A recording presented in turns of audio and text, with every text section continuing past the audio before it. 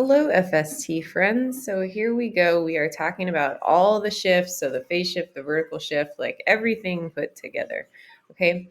So I just thought it would be helpful if you had a couple of steps. So you want to think about graphing the midline first. Okay. Second step, locate the start of one cycle. So look inside the parentheses, find the period, figure out what that is, that 2 pi divided by whatever b is, and then you can convert to degrees if you want to. Locate the end of the cycle by adding the period to the starting point so you know where one cycle starts and one cycle finishes, and then sketch the curve. So let's look at some examples. So for example, on this one, I think the first thing we're going to want to do is plot the midline, okay? And so here's the midline. It's up here, right, at y equals 4. Okay, and we can tell that, of course, by looking at the value that's tacked on the end right here.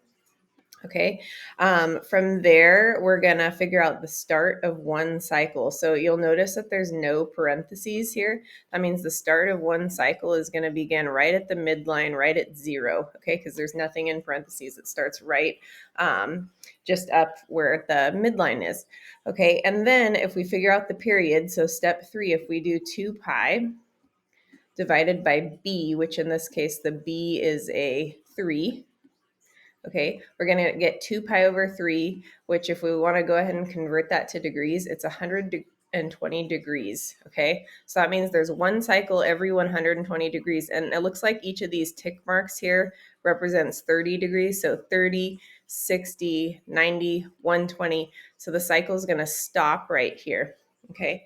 From there, we're just going to factor in the amplitude. Okay, we got an amplitude of 2, so I'm going to just estimate 5 and 6, I'll say, is right here. And then we can just go ahead and sketch in one side curve that starts here and that finishes here. So if we do that with an amplitude of 2, I think we'll go up and come back down and then go down 2 and whoops, down. Oh, I need to go up a couple more. So that's not 6. So 6 is up here. Sorry, let me just adjust that. So it's going to go up and come back down and go down 2 and come back up. Okay, and then there we have our sketch. All right. Okay, so let's go to the we problem. So we've got our midline. Let's start there. So midline at 1. Okay, go ahead and graph that in. There's our midline. Okay, now I'm going to figure out where the start of one cycle is. Now this has a parentheses. And remember, we go opposite of the way it says in the parentheses. So we're going to go to negative 60. That's where one cycle is going to start.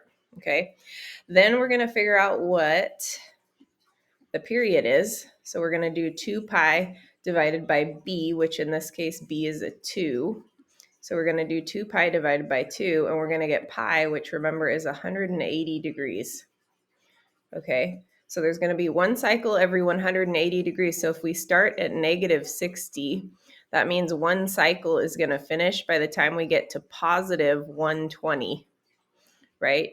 Because from negative 60 to positive 120 degrees, that's a span of 180 degrees, okay? From there, we've got that our amplitude is 3, so we're going to go up 3 and we're going to go down 3. And so I think we're ready to sketch this in. Okay, and so we're just going to go up 3. So we're going to go all the way up to 4 and come back down right in the middle. And then we're going to go down 3.